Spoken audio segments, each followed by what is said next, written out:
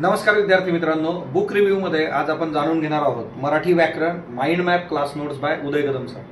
आता कंबाईन असेल, group B group C याच्यामध्ये मेरिट लिस्ट मध्ये आपलं जे स्थान असतं तिच्यामध्ये मराठी आणि इंग्रजी ग्रामरचा रोल फार महत्त्वाचा आहे आणि याच्यामध्ये मराठी ग्रामरचा विचार करता माइंड मॅपचं हे बुक जे आहे ते तुम्हाला खूप चांगल्या पद्धतीने हेल्प करू शकतं।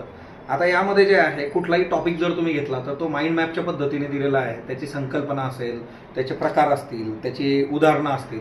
सो यामध्ये सगळे टॉपिक जे आहेत जे खूप खूप महत्त्वाचे आहेत आपल्यासाठी मेन्स पॉईंट ऑफ व्ह्यूने, तर ते सगळे प्रॉपरली दिलेले आहेत। जसं सामान्य रूप आहे, मग त्याच्यामध्ये त्याचे प्रकार असतील, उदाहरणं असतील।